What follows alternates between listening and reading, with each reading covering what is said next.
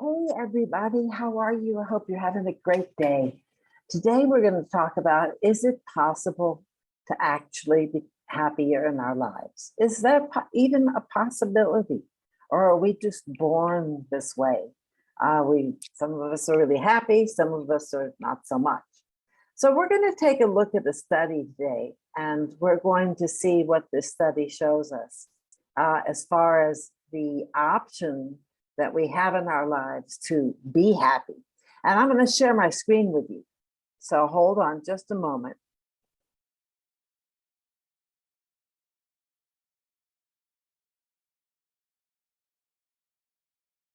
Okay, so here we have a chart. Now this chart is done by Dr. Sonia Lyubomirsky, and she got her BA, I believe, at Harvard University and her PhD at Stanford University. She's currently a professor of psychology at the University of California, Riverside.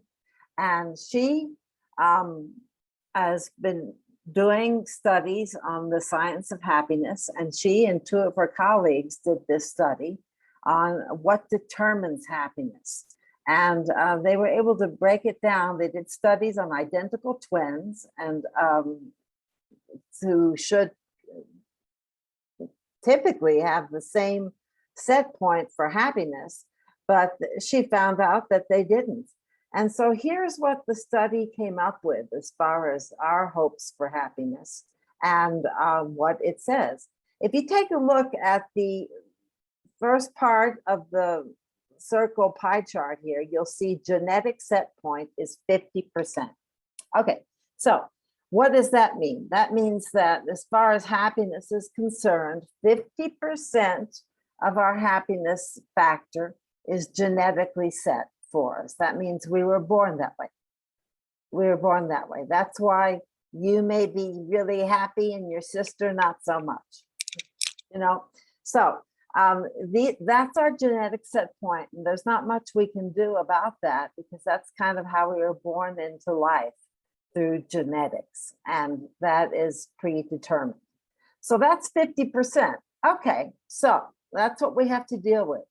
The next part of the pie chart is life circumstances. And if you'll see, that's 10% for life circumstances. And what that means is that could mean, you know, how pretty you are, how rich you are, your spouse, your house, you know, all of your circumstances that are affecting your life as it stands. And, you know, where you're born and those factors as well.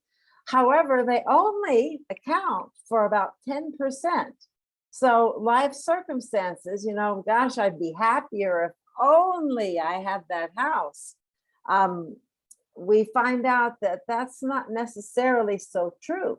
Now, I'll talk about that more in another video, but that's pretty interesting stuff as well. So our life circumstances are only about 10%. All right, so what does that leave us left with? If you look at the red piece of the pie chart, you'll see intentional activities are 40%. That means we have 40% of this pie is up to what we choose to think and what we choose to do.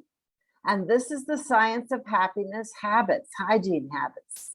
And there are many of them that you can do to help you improve your happiness set point, because it's been researched that we actually can improve it. You can become happier by making certain choices in your life and practicing certain habits. But is every science of happiness habit for you, every hygiene habit for you? No, some of them you're not going to want to do. You're going to be like, no, that's not for me. And others you will.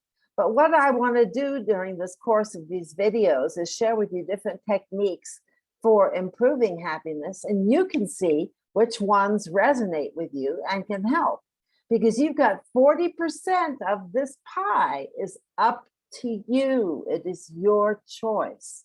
You can either do it or you cannot. And that's pretty powerful stuff when you think about it. So yes, we do have the power to improve our happiness level, our happiness set point. We are not doomed. There are things that we can do. We just have to choose. And it's all in what we think It's all in what we do. So anyway, I'm going to leave that thought with you. We'll talk more in the next video about different things you can do to improve your happiness set point. Each video will try and share one of those. And I hope that you got something out of this pie chart, and I hope that you have a great day. All right, take care. Bye-bye.